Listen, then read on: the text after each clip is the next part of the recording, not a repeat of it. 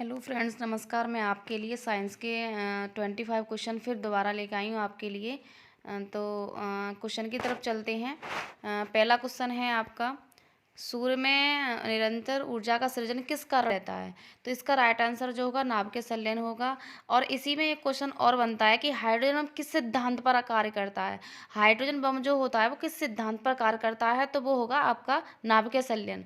फिर इसी में एक और क्वेश्चन बनता है कि परमाणु बम किस सिद्धांत पर कार्य करता है? परमाणु बम जो होता है वो किस सिद्धांत पर कार्य करता है? तो वो होता है नाभ के विखंडन पर। फिर इसी में हम पॉइंट को देखते हैं कि नाभ के संलयन और नाभ के विखंडन किसे कहते हैं? नाभ के विखंडन और नाभ के संलयन किसे कहते हैं? नाभ के संलयन जो होता है, नाभ के संलयन कहते हैं कि इस क्रिया में, नाभ के संलयन का मतलब कि इस क्रिया में दो हल्के नाभिक संयोजन करके एक भारी नाभिक का निर्माण करते हैं, उसे नाभ के संलयन कहते हैं। और नाभ के विखंडन क्या होता है कि इसमें एक भारी नाभिक दो हल्के हल्के नाभिकों में टूट जाता है, उसे नाभ के विखंडन कहते हैं। क्वेश्चन नंबर नेक्स्ट, एक लिफ्ट में किसी व्यक्ति का प्रत्यक्ष भार वास्तविक भार से कम होता है जब लिफ्ट जा रही हो। तो इसका राइट आंसर जो होगा वो त्वरण के साथ नीचे होगा। और यदि इसी में और क्वेश्चन बनता है कि जब ये तो हो गया कि आपका एक लिफ्ट में किसी व्यक्ति का प्रत्यक्ष भार वास्तविक भार से कम होता है जब लिफ्ट जा रही हो, तो त्वरण के साथ नीचे। और फिर इसी में जब लिफ्ट त्वरित गति से ऊपर जा रही हो तो लिफ्ट में बैठे व्यक्ति का भार जो होगा वो अधिक मालूम पड़ेगा। और इसी में एक क्वेश्चन और बनता है कि जब लिफ्ट त्वरित गति से नीचे जा रही हो तो लिफ्ट में बैठे व्यक्ति का भार जो होगा वो वास्तविक भार से कम मालूम पड़ेगा। और जब व्यक्ति लिफ्ट में खड़ा है, यानी कि लिफ्ट में व्यक्ति जा रहा है, खड़ा होकर के जा रहा है, तो अचानक लिफ्ट की डोरी जो होती है वो टूट जाती है, तो व्यक्ति का भार कैसा मालूम पड़ेगा? तो व्यक्ति का भार वहाँ पर शून्य मालूम पड़ेगा। नेक्स्ट क्वेश्चन, क्वेश्चन नंबर 3 में है, किसी मनुष्य के शरीर का सामान्य तापक्रम होता है। किसी मनुष्य के शरीर का जो तापक्रम होता है वो 37 डिग्री सेल्सियस होता है। यहाँ पे ऐसे लिखा जाएगा 37 डिग्री सेल्सियस। और फिर इसमें ये तो डिग्री सेल्सियस में है, और इसी में पूछ लेता है कि फ़ारेनहाइट में कितना होता है। तो फ़ारेनहाइट में जो आपका टेम्परेचर होगा, सामान्य तापक्रम जो होगा वो 98.6 फ़ारेनहाइट होता है। फिर इसी में पूछ लेता है केल्विन में कितना होता है? केल्विन में होता है आपका 310 केल्विन। ये तीनों पॉइंट हैं, इंपॉर्टेंट क्वेश्चन है। अगला question, next question, question number 4 है, सूर्य ग्रहण होता है जब। सूर्य ग्रहण होता है तो इसका राइट आंसर जो होगा वो होगा चंद्रमा सूर्य और पृथ्वी के बीच आ जाता है। यानी कि सूर्य ग्रहण कब होता है, तो इसका जो आंसर होगा, चंद्रमा जो होता है वो सूर्य और पृथ्वी के दोनों के बीच आ जाता है, तभी सूर्य ग्रहण होता है। और इसी में क्वेश्चन है कि पृथ्वी सूर्य और चंद्रमा के बीच आ जाती है तो चंद्र ग्रहण होता है। पूछ लेता है कि जब पृथ्वी जो होती है वो सूर्य और चंद्रमा के बीच आ जाती है तो क्या होता है? तो वहाँ पर चंद्र ग्रहण होता है। और सूर्य ग्रहण अमावस्या के दिन और चंद्र ग्रहण जो होता है वो पूर्णिमा के दिन होता है। नेक्स्ट क्वेश्चन, क्वेश्चन नंबर 5 है, मृगतृष्णा जो उदाहरण है वो है पूर्ण आंतरिक परावर्तन का। अब इसमें हम कहेंगे कि मृगतृष्णा क्या होता है, मृगतृष्णा से क्या तात्पर्य है? तो मृगतृष्णा जो होता है इसको मरीचिका भी बोलते हैं। गर्मियों में रेगिस्तान में जो मृग होती हैं, जो हिरनी होती हैं, प्यासी होती हैं और उसे पानी का एहसास होता है और वह दौड़ दौड़ कर मर जाती हैं, यानी कि उन्हें पानी नहीं मिल पाता, उनका पानी का एहसास करती हैं। तो हिरनी जो होती हैं वो पानी के लिए तड़पती रहती हैं और दौड़ दौड़ कर मर जाती हैं, उसे मृगमरीचिका कहते हैं, मृगतृष्णा भी कहते हैं। और जैसे जैसे इसी में और पॉइंट होते हैं कि गर्मियों में सड़क पर कुछ दूर तक पानी दिखाई देना, या पेट व शरीर के अंदर अंगों के लिए अन्वेषण के लिए प्रयुक्त तकनीकी एंडोस्कोप आंतरिक परावर्तन पर आधारित है। यानी कि इसका मतलब जो होता है, हम किसी भी चीज़ का अनुभव करते हैं, एहसास करते हैं, तो उसमें जो अंतर जो होता है, उसका रीजन जो होता है वो पूर्ण आंतरिक परावर्तन के कारण होता है। नेक्स्ट क्वेश्चन, क्वेश्चन नंबर 6 है कि आकाश का रंग नीला प्रतीत होता है। आकाश का रंग नीला प्रतीत होता है, उसका राइट आंसर होगा प्रकीर्णन के कारण। इसका राइट आंसर क्या होगा? प्रकीर्णन के कारण। अब अब इसी में जैसे सूर्य जो होता है वो अस्त होने पर लाल दिखाई देता है, तो उसका भी कारण यही होगा, प्रकीर्णन के कारण। फिर इसी में क्वेश्चन है कि समुद्र का जल जो होता है वो नीला दिखाई देता है, वो भी प्रकीर्णन के कारण दिखाई देता है। और मतलब कुछ ऐसे एग्जाम्पल जो होते हैं वो प्रकीर्णन के कारण होते हैं।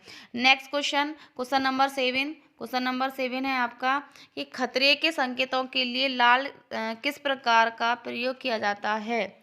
क्यों क्योंकि इसका विकिरण जो होता है वो सबसे कम होता है। खतरे के संकेतों के लिए लाल प्रकाश का प्रयोग किया जाता है, क्योंकि इसका विकिरण जो होता है वो सबसे कम होता है। नेक्स्ट क्वेश्चन नंबर 8 है आपका कि पानी में हवा का बुलबुला वैसे ही काम करता है जैसे करता है अवतल लेंस। तो इसमें जो अब इसी में क्वेश्चन बनते हैं कि कभी कभी आ जाता है कि लेंस जो होते हैं वो कितने प्रकार के होते हैं। अब लेंस जो होते हैं वो 2 प्रकार के होते हैं आपके, उत्तल लेंस और अवतल लेंस। अब इसमें उत्तल लेंस किसे कहते हैं और अवतल लेंस किसे कहते हैं? उत्तल लेंस जो होता है वो बीच में मोटा तथा किनारों पर पतला होता है। यह किरणों को एकत्रित करता है और अतः इसे अवसारी लेंस कहते हैं, यानी कि बहुत सारी किरणें जो होती हैं उनको एकत्रित करने का काम करता है, इसलिए उसे अवसारी कहते हैं। अवसारी का मतलब होता है एकत्रित करना। ऐसे ही अवतल लेंस बीच में पतला तथा किनारों पर मोटा होता है, उसे कहेंगे हम अवतल लेंस। और यह जो होता है किरणों को फैलाता है, यानी कि किरणें जो होती हैं उसको फैलाता है, उसे अपसारी कहते हैं। क्वेश्चन नंबर नेक्स्ट है आपका 9 के कितनी प्रकार की क्वांटम संख्या होती है? तो इसका राइट आंसर होगा 4, यानी कि क्वांटम संख्या जो होती हैं वो 4 प्रकार की होती हैं। कौन कौन सी होती हैं? ये होती हैं आपकी मुख्य क्वांटम संख्या, दिग्यंशी क्वांटम संख्या। क्वेश्चन नंबर नेक्स्ट इसी में है चुंबकीय क्वांटम संख्या, चुंबकीय क्वांटम संख्या। और लास्ट है आपकी चक्रण क्वांटम संख्या। ये चारों क्वांटम संख्या हैं। नेक्स्ट क्वेश्चन, खाने का सोडा। नेक्स्ट क्वेश्चन है खाने का सोडा है। खाने का सोडा मतलब ये सूत्र पूछ रहा है कि इनमें से कौन कौन सा खाने का सोडा है। तो खाने का सोडा जो होता है वो होता है सोडियम बाई कार्बोनेट। इसका राइट आंसर तो होगा सोडियम बाई कार्बोनेट। अब इसी में क्वेश्चन और बनता है कि खाने का सोडा का फॉर्मूला क्या होता है, सूत्र क्या होता है। तो खाने का सोडे का जो फॉर्मूला होता है वो होता है NaHCO3। फिर इसी में और क्वेश्चन बनता है कि इसका हम अणुभार कैसे निकालते हैं। अब सोडियम जो होता है वो हमारा होता है 11 नंबर पर, सोडियम 11 नंबर पर होता है, लेकिन इसका परमाणु भार जो होता है वो होता है 23। जैसे Na का लगाएंगे हम 23 प्लस, हाइड्रोजन का लगाएंगे 1 प्लस। अब कार्बन जो होता है हमारा 6 नंबर पर होता है, इसका परमाणु भार हो जाएगा 12 प्लस। और ऑक्सीजन जो होगा हमारा 8 नंबर पर होता है, 8 दूनी 16, इसका परमाणु भार हो गया। और 16 की मल्टीप्लाई करेंगे हम 3 में, तो 16 × 48 हो जाएगा। कुल मिला के ये इसका राइट आंसर होगा 84। इसी में और भी हैं, जैसे सोडियम कार्बोनेट का फॉर्मूला क्या होता है। सोडियम कार्बोनेट का फॉर्मूला जो होता है वो Na2CO3 होता है। और अगर हम और ज़्यादा डिटेल में कहें तो इसका वैसे धोने का सोडा भी बोलते हैं, पूरा होता है Na2CO3 × 10H2O। इसका रासायनिक नाम जो होगा सोडियम कार्बोनेट डेकाहाइड्रेट होता है। ऐसे सोडियम सल्फेट का फॉर्मूला जो होता है वो होता है Na2SO4। और लास्ट है हमारा सोडियम हाइड्रोक्साइड। सोडियम हाइड्रोक्साइड जो होगा इसका फॉर्मूला होता है NaOH, जिसे कास्टिक सोडा बोलते हैं। नेक्स्ट क्वेश्चन नंबर 11 है कि रेडियो सक्रियता की परिघटना की खोज किसने की थी। रेडियो सक्रियता की परिघटना की खोज किसने की थी, तो उसका राइट आंसर होगा हेनरी बेकेलर। क्वेश्चन नंबर नेक्स्ट है 12। सोडियम धातु का संग्रह किस निम्नलिखित में से डुबाकर किया जाता है। यानी कि सोडियम पीस जो होता है उसे हम किस में डुबाकर रखते हैं, तो वो होता है केरोसिन में डुबा कर रखते हैं या फिर मिट्टी के तेल में भी डुबा कर रखते हैं। सोडियम जो होती है वो बहुत ज़्यादा मुलायम धातु होती है, जिसे हम चाकू की सहायता से भी काट सकते हैं। और यदि हम सोडियम के पीस को यदि पानी में डाल दें तो वो पानी में आग लगा देता है, यानी कि पानी से क्रिया करता है, बहुत तेज़ी से क्रिया करता है, इसलिए उसे हम और एयर के साथ भी क्रिया करता है, इसीलिए सोडियम के पीस को हम केरोसिन के तेल में या मिट्टी के तेल में डुबा कर रखते हैं। नेक्स्ट क्वेश्चन, क्वेश्चन नंबर 13 है आपका, बॉक्साइड अयस्क है। बॉक्साइड जो होता है वो किसका अयस्क है? तो वो होता है आपका एल्यूमिनियम का। क्वेश्चन नंबर नेक्स्ट है, लोहे की जंग होती है। लोहे की जो जंग होती है वो होता है, इसका राइट आंसर जो होगा वो रासायनिक परिवर्तन होगा, रासायनिक प्रक्रिया होगी। अब इसी में क्वेश्चन बनता है कि भौतिक परिवर्तन किसे कहते हैं और रासायनिक परिवर्तन किसे कहते हैं। भौतिक परिवर्तन उसे कहेंगे जो हम दोबारा अपनी पुनः स्थिति में ला सकते हैं, और रासायनिक परिवर्तन उसे कहते हैं जो हम पुनः स्थिति में नहीं ला सकते हैं। जैसे भौतिक परिवर्तन का जो उदाहरण होगा, जैसे मान के चलो बल्ब का जलना, जैसे बल्ब का जलना, और ये तो हो गया आपका भौतिक परिवर्तन, क्योंकि हम यदि बल्ब को जलाएंगे तो बल्ब एक बार बंद कर देंगे फिर दोबारा जला सकते हैं उसे। और बल्ब का फूटना जो होगा वो रासायनिक परिवर्तन होगा, क्योंकि जब बल्ब फूट जाएगा तो उसे हम दोबारा नहीं बना सकते हैं, यानी कि उसे पुनः स्थिति में नहीं ला सकते हैं, इसलिए इसे रासायनिक परिवर्तन कहते हैं। और यदि जैसे कुछ एग्जाम्पल और है, जैसे मोम का पिघलना जो होगा वो भौतिक परिवर्तन होगा, और मोमबत्ती का जलना रासायनिक परिवर्तन होगा, क्योंकि मोमबत्ती जल गई तो उसके दोबारा उसका उत्पादन हम नहीं कर सकते हैं। और मोम का पिघलना जो होगा, मोम पिघल जाएगा, पिघलने के बाद में हम दोबारा मोमबत्ती का निर्माण कर सकते हैं, इसलिए वो भौतिक परिवर्तन होगा।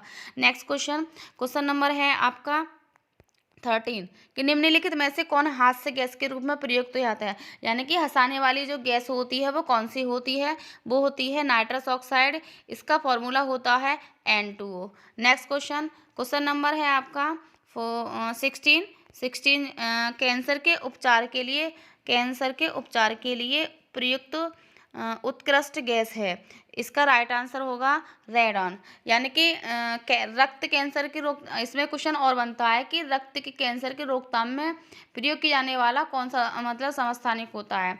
कौन सा समस्थानिक होता है? रेडियो समस्थानिक कोबाल्ट 60, रेडियो समस्थानिक कोबाल्ट 60 होता है। नेक्स्ट क्वेश्चन नंबर 17 है कि ऑक्सीजन जो प्रकाश संश्लेषण से उत्पन्न होती है, जो ऑक्सीजन जो होती है O2 जो होती है वो प्रकाश संश्लेषण से उत्पन्न होती है, वह आती है किससे? जल से। नेक्स्ट क्वेश्चन नंबर 18 में है कि निम्नलिखित में से कौन सा एक कोशिकीय जीव का उदाहरण है? एक कोशिकीय जीव का जो उदाहरण है वो है आपका राइट आंसर प्रोटोजोआ। अब इसी में क्वेश्चन ये बनता है कि एक कोशिकीय जीव किसे कहते हैं? बहुकोशिकीय जीव कहते हैं, यानी कि कोशिका की संख्या के आधार पर जो जीवों की संख्या है वो आपकी दो प्रकार की होती है, एक कोशिकीय जीव और बहुकोशिकीय जीव। अब एक कोशिकीय जीव किसे कहते हैं? जिसमें एक कोशिका पाई जाती है, एक कोशिका पाई जाती है, जैसे बहुत सारे उदाहरण हैं, जैसे अमीबा होता है, और जैसे पैरामीशियम होता है, पैरामीशियम, और भी होते हैं इसी में, जैसे आपका युगलिना होता है, और ईटीसी बहुत सारे होते हैं। अब बहुकोशिकीय जीव किसे कहते हैं? जिसमें बहुत सारी कोशिकाएं पाई जाती हैं, जैसे मानव है, कुत्ता है, बिल्ली है, पीपल है, बरगद है आदि, और भी होते हैं, उसे बहुकोशिकीय जीव कहते हैं। अब इसी में जैसे और भी बनता है, जैसे जंतु कोश, इसमें क्वेश्चन पूछने को और आ जाता है कि जंतु कोशिका और पादप कोशिका के बीच की कड़ी को क्या कहते हैं? यानी कि जंतु कोशिका और पादप कोशिका जो होती हैं उसके बीच की कड़ी को क्या कहते हैं? तो उसके बीच की कड़ी को कहेंगे युगलिना। और इसी में युगलिना का जो हरा रंग होने के कारण, यानी कि युगलिना का जो रंग होता है वो हरा होता है, और हरा होने के कारण उसे हम क्या कहते हैं? तो उसे कहेंगे हम हरा प्रोटोजोआ। उसे क्या कहेंगे? हरा प्रोटोजोआ। इसी में नेक्स्ट क्वेश्चन है आपका क्वेश्चन नंबर 19 में है आपका परमाणु जिसमें प्रोटॉन की संख्या समान परंतु न्यूट्रॉन की संख्या भिन्न रहती है, उसे क्या कहते हैं। ये क्वेश्चन एक तरीके से और बन सकता है कि जिन तत्वों के परमाणु क्रमांक समान, जिन तत्वों के परमाणु क्रमांक समान तथा परमाणु भार भिन्न भिन्न होते हैं, उसे कहते हैं हम समस्थानिक। अब इसमें जैसे 1H1 और 1H2 1H3, इसका मतलब ये है, मैंने कहा कि जिन तत्वों के परमाणु क्रमांक समान, ये नीचे 1 जो दे रखे हैं ये होते हैं परमाणु क्रमांक, और ऊपर जैसे 1 है, 2 है, 3 है, उनको कहेंगे हम परमाणु भार। तो इसका मतलब ये है कि जिन तत्वों के परमाणु क्रमांक समान 1 और जिन तत्वों के परमाणु क्रमांक समान तथा परमाणु भार भिन्न भिन्न होते हैं, उसे हम समस्थानिक कहते हैं। और इसी में क्वेश्चन और बनता है कि समभारिक किसे कहते हैं, समभारिक किसे कहते हैं। तो बिल्कुल समस्थानिक का उल्टा होता है कि जिन तत्वों के परमाणु भार तो होते हैं समान और परमाणु क्रमांक भिन्न भिन्न होते हैं। जैसे इसका एग्जाम्पल हो जाएगा, जैसे 18 आर्गन 40, 19 पोटेशियम 40, 20 कैल्शियम 40। तो इसका मतलब ये हो गया, मैंने कहा जिन तत्वों के परमाणु क्रमांक भिन्न भिन्न, देखो भिन्न भिन्न है 18, 19 और 20, और परमाणु भार जो है वो समान है 40 40 40। तो इसका मतलब यही हुआ कि जिन तत्वों के परमाणु क्रमांक भिन्न भिन्न तथा परमाणु भार जो होते हैं वो समान होते हैं, उसे समभारिक कहते हैं।